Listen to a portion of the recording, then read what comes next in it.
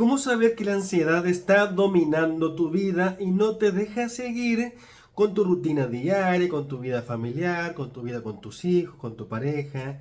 O quizás no te ha permitido avanzar en tus proyectos personales que habías pensado que ibas a realizar este año, todo eso que deseaste en el fin de año y no has podido lograr hasta ahora a causa de la ansiedad.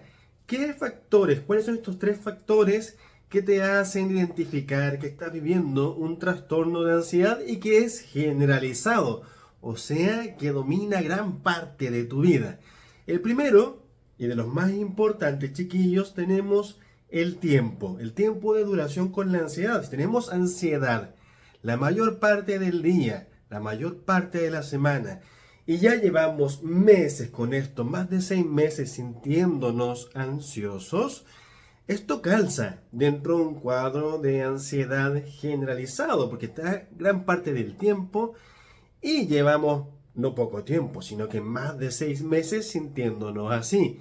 Y no quiero que pienses que esto solo te pasa a ti. Cuando hablamos de prevalencia, ¿qué tan prevalente es esto? En la población general, entre tus amigos, entre tu familia, tus conocidos, podemos darnos cuenta que no es tan raro tener este tipo de trastorno. Hablamos aproximadamente de un 2 o un 3% en el último año de prevalencia de la población.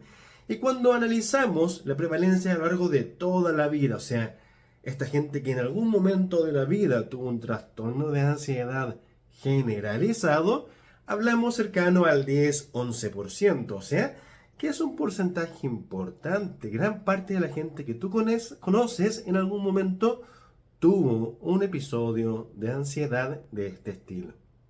El segundo factor que quiero que entiendas que es importante para hacer el diagnóstico, para identificar este trastorno de ansiedad, es que esto interrumpe tu calidad de vida, pero principalmente la noche.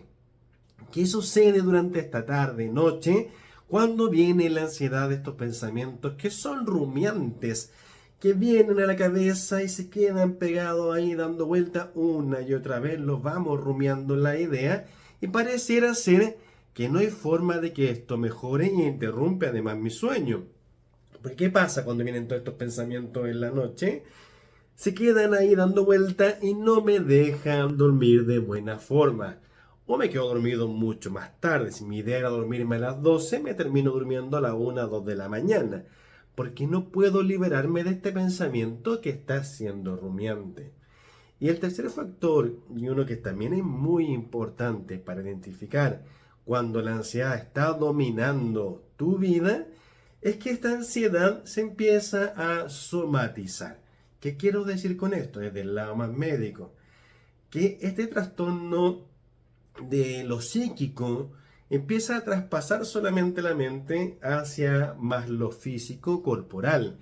Empezamos a ver que nos sentimos mucho más angustiados, con palpitación, dolor de pecho, me sudan las manos, me dan calambre, no siento la extremidad de repente, o me dan como corriente en las manos, en los pies, dolor de cabeza sin entender por qué. No he consumido nada nuevo, no he tomado ninguna pastilla nueva y me duele la cabeza, me siento mal, sudo mucho, me siento angustiado. Y uno de los factores más importantes con el tema de la ansiedad generalizada es cuando tenemos esta sensación de que algo malo va a pasar. Quizás lo has sentido más de una vez y no es un sexto sentido, no es el sentido arácnido, sino que es esa sensación de que algo está mal, esa sensación que va mucho más a profundo en tu psiquis de que algo está mal, de que algo va a salir mal, porque me estoy proyectando hacia el futuro, estoy viviendo en el futuro en vez de vivir mi presente, pensando que algo tiene que salir mal, algo me va a salir mal y no necesariamente tiene por qué ser así. Si te gustó este contenido y quieres saber más sobre trastorno ansioso, deja tu me gusta y sígueme.